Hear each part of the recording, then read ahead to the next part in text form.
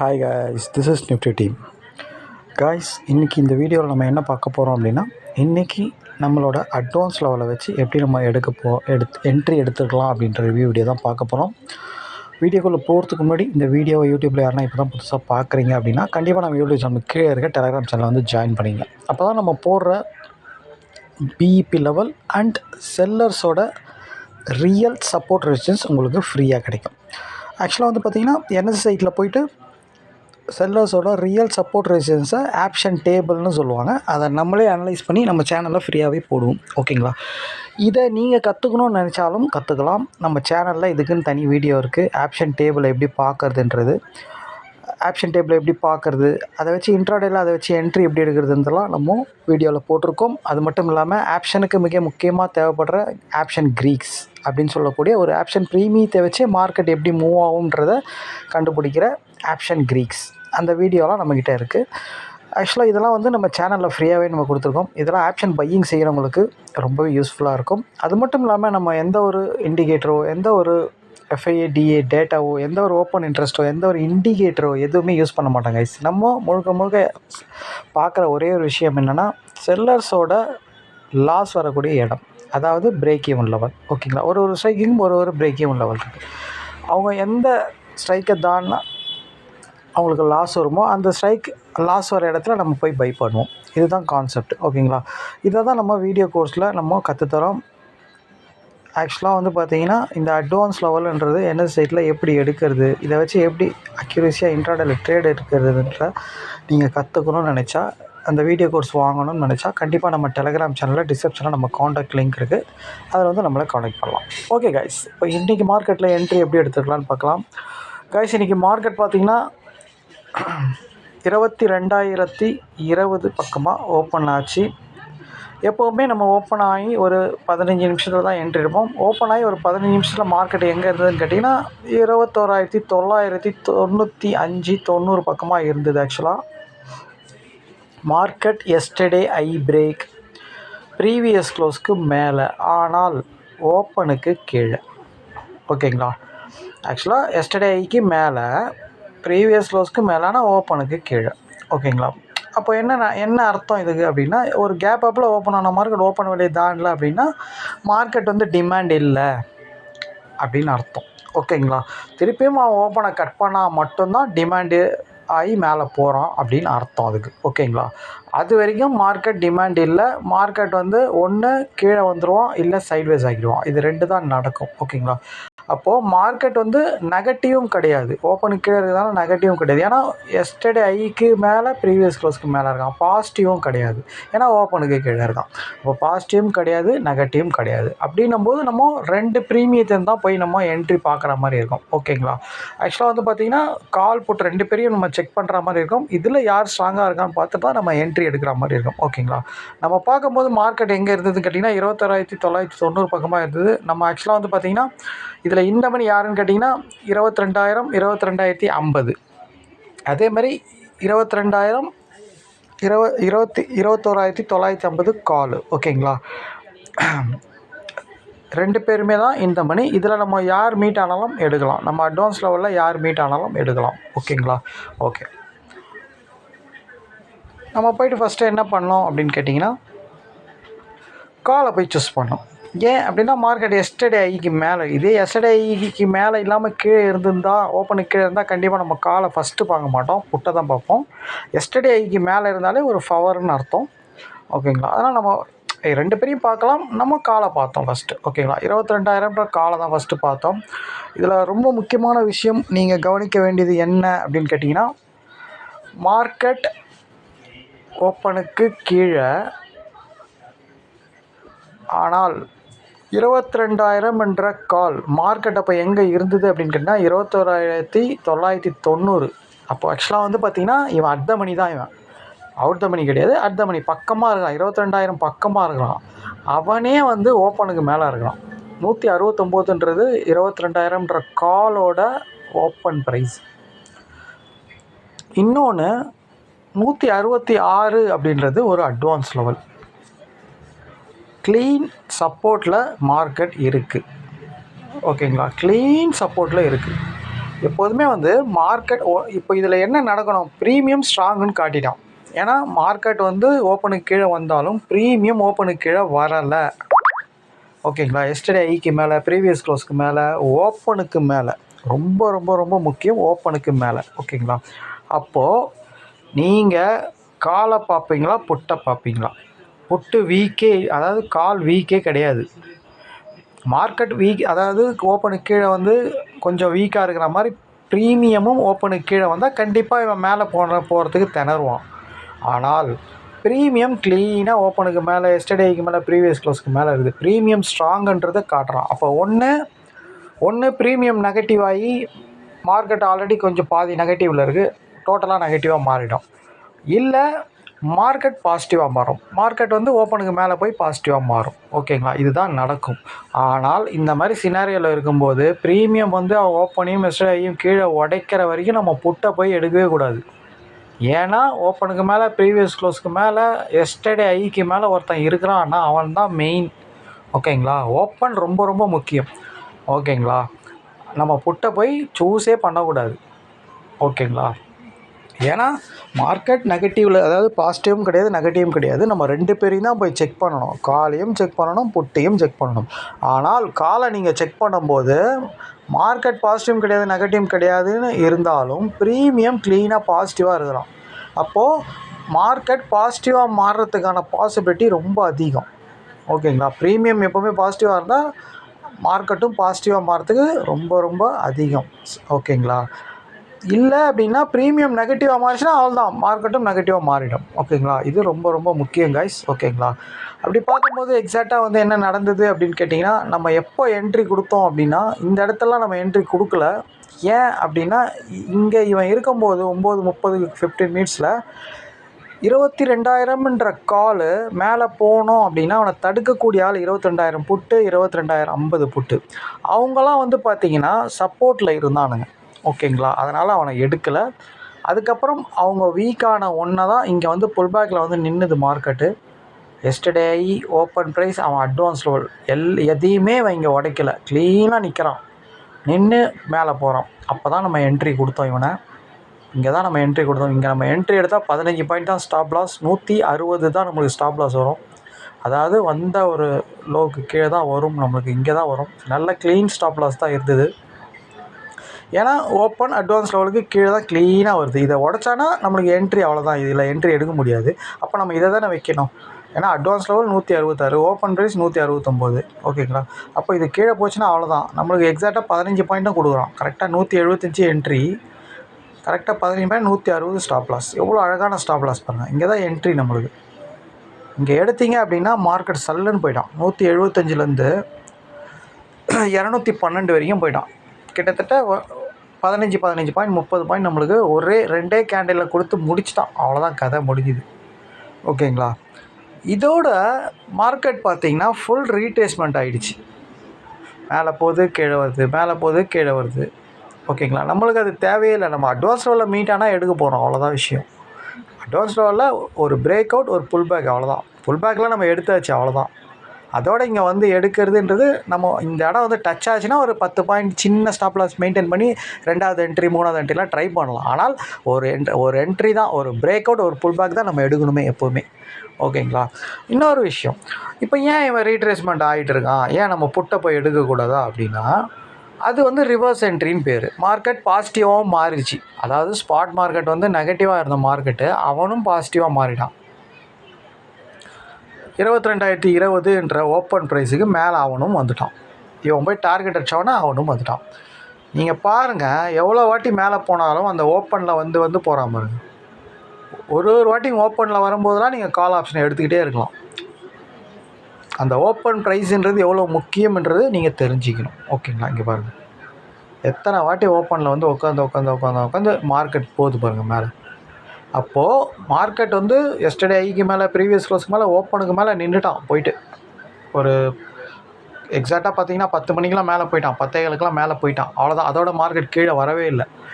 அப்போது நீங்கள் காலை போய் பார்ப்பீங்க, காலை தானே பார்ப்பீங்க, புட்டை பார்ப்பீங்களா பார்க்க மாட்டிங்களா? கண்டிப்பாக காலை தான் பார்க்கணுன்றது எல்லாருக்குமே, ஒரு குழந்தைய கேட்டால் கூட சொல்லிட்டோம்.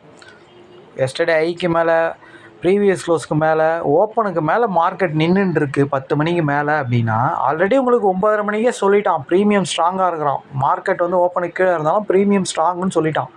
அப்போது வெயிட் பண்ணி தான் நம்ம பண்ணணும். அவன் க்ளீனாக வந்து அவனோட ஆப்பனண்ட் வந்து சப்போர்ட்டில் இருக்கும்போது எடுக்கக்கூடாது. நம்ம அவன் ஆப்பனண்ட்டை வீக் ஆனவொன்னே, அதாவது ப்ரீமியம் கால் ஆப்ஷன் ஸ்ட்ராங்குன்னு காட்டிட்டான்.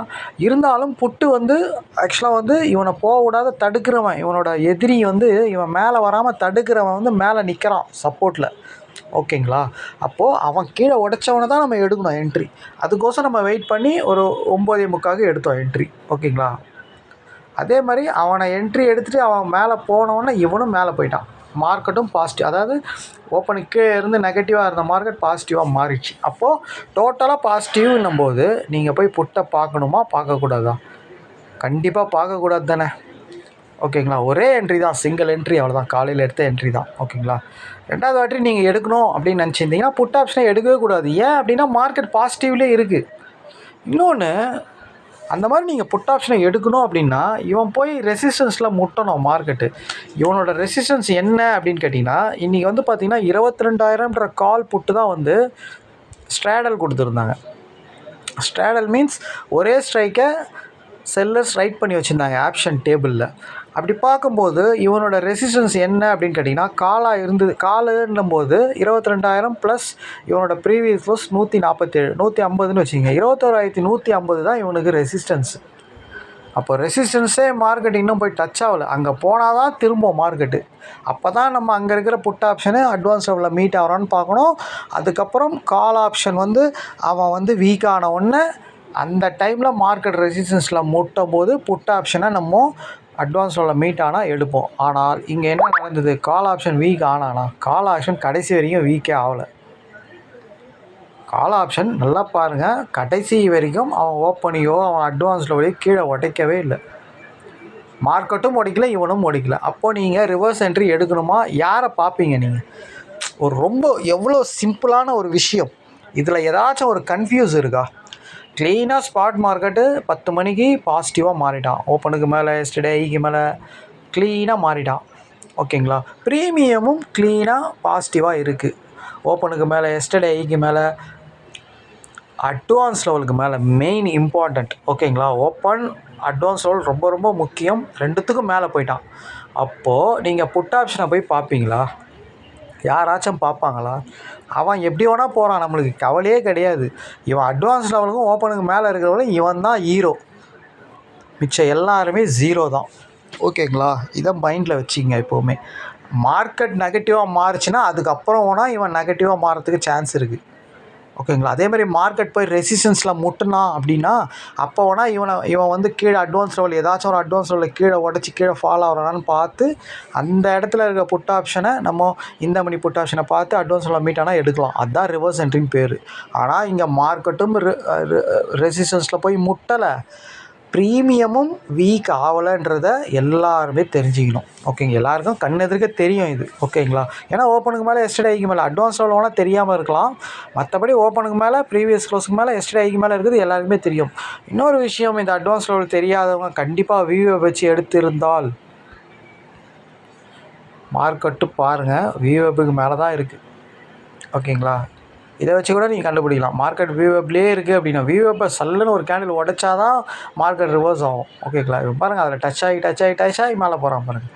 இதை கூட ஒரு ஸ்டாப் லாஸாக வச்சுலாம் எடுப்பாங்க சில பேர். இதை ஒரு ஸ்ட்ராட்டஜியாக பில்டப் கூட பண்ணுவாங்க. எஸ்டர்டே ஐக்கு மேலே ப்ரீவியஸ் க்ளோஸ் மேலே ஓப்பனுக்கு மேலே ஒரு ஸ்ட்ரைக் இருக்குன்னா அவனை வியூவப்பை வச்சு கூட எடுப்பாங்க. வியூவப்பை தாண்டி ஒரு கேண்டில் பவர் கேண்டில் ஒன்று க்ளோஸ் வச்சுட்டான் அப்படின்னா அதை வச்சு கூட பிரேக் அவுட்டில் என்ட்ரி எடுப்பாங்க. அதில் வந்து டச் ஆகும்போது நின்று போகும்போதெல்லாம் ஒரு என்ட்ரி எடுப்பாங்க. இதை வச்சு கூட ஒரு ஸ்ட்ராட்டஜி பில்டப் பண்ணுவாங்க. ஓகேங்களா? அதாவது அட்வான்ஸ் லெவலே தெரியாதவங்க நான் சொல்கிறேன். ஓகேங்களா? ஏன்னா விவேப்ன்றது ரொம்ப பவர்ஃபுல்லான ஒரு விஷயம் தான். அது வந்து ஆக்சுவலாக இண்டிகேட்டர் கிடையாது, அது ப்ரைஸ் கூடயே மூவ் ஆகுது, அதனால் சொல்கிறேன். ஓகேங்களா? ஓகே. இன்னமும் மார்க்கெட் வந்து அப்படியே மேலே கீழே தான் போயிட்டுருக்கு. ஓகே, பார்க்கலாம். இன்றைக்கி என்ட்ரி இப்படி தான் கைஸ் எடுத்துருக்கணும். ஒரே என்ட்ரி தான் இன்றைக்கி, கால் ஆப்ஷன் தவிர நம்ம வேறு எதுவுமே எடுத்துருக்க முடியாது. மார்க்கெட் முடிகிற டைமில் வரான் பாருங்கள், அப்பயும் ஓப்பன் கிட்ட தான் வரான். இதுக்கு மேலே இவன் ஓப்பனை கீழே உடச்சி அட்வான்ஸில் கீழே உடச்சி என்ன ப்ரோஜனம் இருக்கும்? மார்க்கெட் முடியறதுக்கு இன்னும் 10 நிமிஷம் தான் இருக்குது. இதுக்கு மேலே போய் நம்ம புட் ஆப்ஷன் எடுக்க முடியுமா? எடுக்க முடியாது. அப்போது இன்றைக்கி ஒரே ஒரு என்ட்ரி கால் ஆப்ஷன் தான். சூப்பரான என்ட்ரி தான், ரொம்ப சிம்பிளான என்ட்ரி தான், ஒன்றும் கன்ஃபியூஸ் ஆகக்கூடிய என்ட்ரி கிடையாது. இதை போய் புட்டு யாராச்சும் பார்த்துருந்தா மட்டும்தான் கன்ஃபியூஸ் ஆகிருப்பாங்க. ஓகேங்களா? மார்க்கெட் பாசிட்டிவ், கால் ஆப்ஷன் பாசிட்டிவ்னும் போது நம்ம புட் ஆப்ஷனை பார்க்கணுன்ற அவசியமே கிடையாது. ஓகேங்களா? இவன் ஏதாச்சும் திணறான், இவன் கீழே உடைக்கிறான் லெவலில் அப்படின்னா தான், இவன் அட்வான்ஸ் லெவலில் மீட் ஆகலை, ஓப்பனுக்கு கீழே இருக்கிறான், அட்வான்ஸ் லெவலில் கீழே உடைச்சிட்டான் அப்படின்னா தான் உடனே போய் நம்ம புட் ஆப்ஷனை டக்குன்னு போய்ட்டு அட்வான்ஸ் லெவலில் மீட் ஆகிறானா, ஓப்பனுக்கு மேலே அவன் பாசிட்டிவாக மாறுறான்னா செக் பண்ணணும். அது இவன் மேலே இருக்கிற வரைக்கும் இவன் தான் ஹீரோ. ஓகேங்களா? ஓகே, இன்றைக்கி ஸ்டாக் ஆப்ஷன் ஆக்சுவலாக வந்து மகேந்திரா அண்ட் மகேந்திரா டெக் வந்தது என்ட்ரி. ஆனால் நம்ம அதை எடுக்கலை. நம்ம அதை என்ட்ரி பார்க்கறதுக்குள்ளே அது மூவ் ஆகிடுச்சு மார்க்கெட்டு. நம்ம பார்த்து வச்ச அந்த லெவல்லேருந்து மூவ் ஆகி மேலே போய் டார்கெட் கொடுத்துட்டான் 5 நிமிஷத்தில். ஏன் அப்படின்னா, நம்ம இந்த ஸ்ட்ராட்டஜி, ஸ்டாக் ஆப்ஷன் ஸ்ட்ராட்டஜியை பொறுத்த வரைக்கும் பிஃபோர் மார்க்கெட்டே ப்ரெடிக்ட் பண்ணிவிடுவோம். மார்க்கெட் ஓப்பன் ஆனால் ஒரு 5 நிமிஷத்தில் என்ட்ரி முடிஞ்சிடும். அது மேக்ஸிமம் 10 நிமிஷத்துக்கு மேலே அது என்ட்ரி இருக்காது. அந்த மாதிரி நம்ம பார்த்து வச்சுக்கிற என்ட்ரி வந்து சடனாக போயிடுச்சு அப்படின்னா அது கூடையெல்லாம் போயின்னு இருக்கக்கூடாது, விட்டுடணும். அதை நாளைக்கு பார்த்துக்கலாம் நம்ம. ஓகேங்களா? அது கூடயே போய் என்ட்ரி போடுறது இதெல்லாம் பண்ணவே கூடாது. டார்கெட் முடிஞ்சிச்சுன்னா அவ்வளோதான். ஏன்னா மார்க்கெட்டில் என்ன வேணால் நடக்கும் அந்த 5-10 நிமிஷத்துக்கு மேலே. ஓகேங்களா? உடனே ரிவர்ஸ் ஆகி கூட கீழே வரும் நேற்று மாதிரி. ஓகேங்களா? அதனால் நம்மளோட என்ட்ரி இதுன்னு கிடையாது. எந்த ஸ்கிரிப்டாக இருந்தாலும் சரி, நம்ம ஒரு என்ட்ரி பார்க்குறோம், அவன் டார்கெட் கொடுத்துட்டான், நம்மளோட ஸ்ட்ராட்டஜி பிரகாரம் டார்கெட் முடிஞ்சிருச்சுன்னா அதோட விட்டுடணும். அவன் டார்கெட் கொடுத்தவொடனே திருப்பியும் போய் மேலே போய் பை பண்ணுறது, இல்லை அவன் கீழே திருப்பியும் புல் பேக் வரும்போது அந்த இடத்துல பை பண்ணுறதெல்லாம் பண்ணவே கூடாது. ஏன்னா நம்மளோட ஸ்டாக் ஆப்ஷன் ஸ்ட்ராட்டஜியே பிரேக் அவுட் ஸ்ட்ராட்டஜி தான். ஒன்ஸு பிரேக் அவுட் பண்ணால் சல்லுன்னு டார்கெட் போயிடும், அது அவ்வளோதான். அப்படி தான் நம்ம என்ட்ரியே இருக்கும். ஓகேங்களா? ஓகே, அதனால் நம்ம இன்றைக்கி அதை என்ட்ரி எடுக்கலை. அதனால் நம்ம நிஃப்டியை மட்டும்தான் பார்த்துட்டு இருந்தோம். நிஃப்டியும் ஒரே ஒரு சிங்கிள் என்ட்ரி தான் எடுத்தோம். அழகான என்ட்ரி அது. சூப்பராக 10 மணிக்கு ஒரு என்ட்ரி கொடுத்துட்டு சூப்பராக போயிட்டான் அவன். ஓகேங்களா?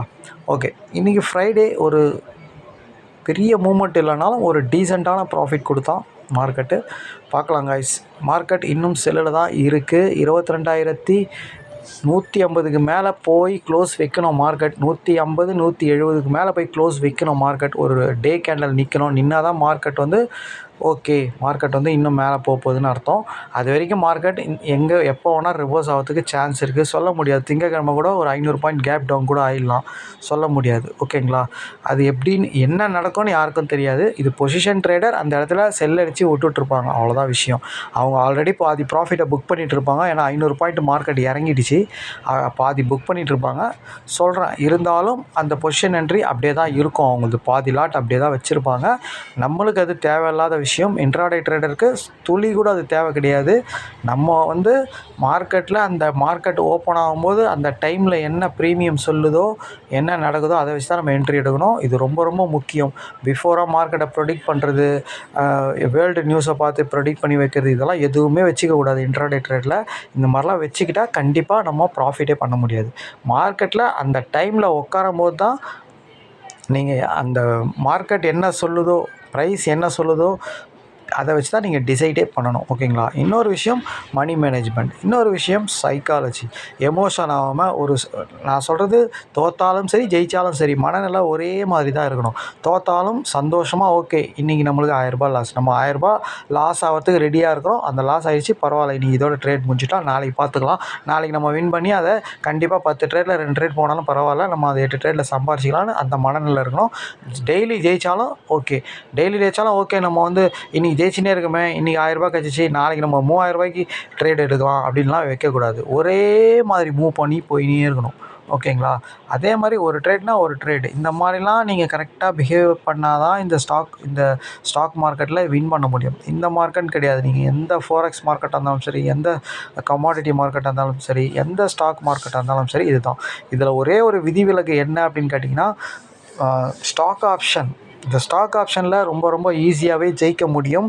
அதில் முழு கான்சன்ட்ரேட் பண்ணிங்க அப்படின்னா கண்டிப்பாக நீங்கள் ஜெயிக்க முடியும்.